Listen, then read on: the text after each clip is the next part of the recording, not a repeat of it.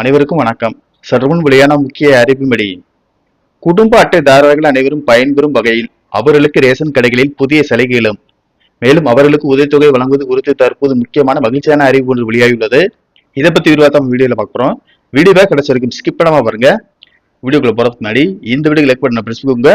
வாங்க வீடியோக்குள்ள போகலாம். முதலாவது அறிவிப்பாக தமிழ்நாட்டில் ரேஷன் கடைகள் வாயிலாக இலவசமாக ஒரு குடும்பத்துக்கு அதிகபட்சமாக 20 கிலோ அரிசி 3 கிலோ கோதுமை வழங்கப்படுகிறது. அதே போல 500 கிராம் சர்க்கரையும் துவரம் பருப்பு 1 கிலோவும் 1 லிட்டர் பாமாயில் மலிவு விலையில் கொடுக்கப்படுகிறது. ரேஷன் கார்டில் இருக்கும் உறுப்பினர்கள் எண்ணிக்கைக்கு ஏற்ப இலவச அரிசி உள்ளிட்ட ரேஷன் பொருட்களும் விநியோகம் செய்யப்படுகிறது.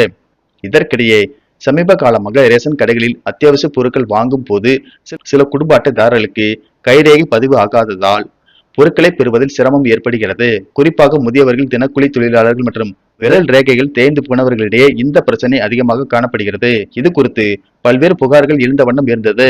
இதற்கு தீர்வு காணும் வகையில் தற்போது ரேஷன் கடைகளில் பொருட்கள் வாங்குவதற்கு இனி அசல் குடும்ப அட்டையை நேரில் கொண்டு செல்ல வேண்டிய அவசியம் இல்லை என்றும், கார்டின் மின்பிரதி அல்லது அட்டை எண் மட்டுமே போதுமானது என்றும் உணவுத்துறை அமைச்சர் திரு வெங்கட்ரமணன் தெரிவித்துள்ளார்.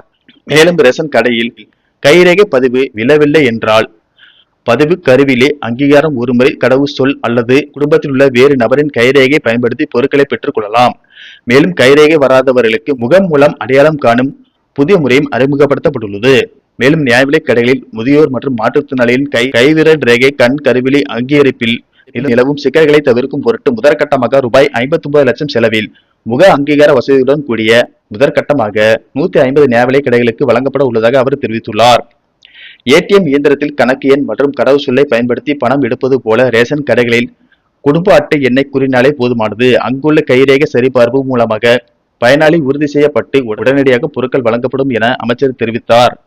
அது மட்டுமின்றி பொதுமக்கள் தங்கள் பகுதிக்குட்பட்ட குறிப்பிட்ட ரேஷன் கடைகளில் மட்டும்தான் பொருட்களை வாங்க வேண்டும் என்ற கட்டாயம் இல்லை. பணி நிமித்தமாகவோ அல்லது வேறு காரணங்களுக்காகவோ வெளியூர் மற்றும் பிற இடங்களுக்கு செல்லும் பொதுமக்கள் தங்களுக்கு அருகில் உள்ள எந்த ஒரு ரேஷன் கடையிலும் பொருட்களை பெற்றுக் கொள்ளலாம். பொதுமக்கள் லைசன்ஸ் மற்றும் ஆதாரை தங்களை ஸ்மார்ட் போனில் வைத்திருப்பதை போல இனிமேல் ரேஷன் கார்டின் வெண் பிரதியையோ அல்லது அட்டை எண்ணையோ ஸ்மார்ட் போனில் வைத்திருந்தால் போதுமானது. ரேஷன் கார்டு கையில் இல்லை என்பதற்காக பொருட்கள் வாங்க முடியாமல் பொதுமக்கள் திரும்பி செல்ல வேண்டிய அவசியம் இனிமேல் இருக்காது என்றும் அவர் விளக்கமளித்தார். பொதுமக்களுக்கு இது குறித்த விழிப்புணர்வு முழுமையாக சென்றடைய வேண்டும் என்பதற்காகவே சட்டமன்ற வாயிலாக இந்த அறிவிப்பு வெளியிடப்படுவதாக அமைச்சர் வெங்கட்ரமணன் தெரிவித்தார். மேலும் தவேகாவின் வாக்குறுதிப்படி மகளிர் உரிமைத்தொகை திட்டத்தின் கீழ் 21 வயது முதல் 60 வயதுக்குட்பட்ட பெண்களுக்கு ரூபாய் 2500 ரூபாயும், 60 வயதுக்கு மேற்பட்ட பெண்களுக்கு முதியோர் உரிமைத்தொகை திட்டத்திற்கு மாற்றப்பட்டு அவர்களுக்கு மாதம் 3000 வழங்கப்படும் என தமிழக அரசு தெரிவித்துள்ளது.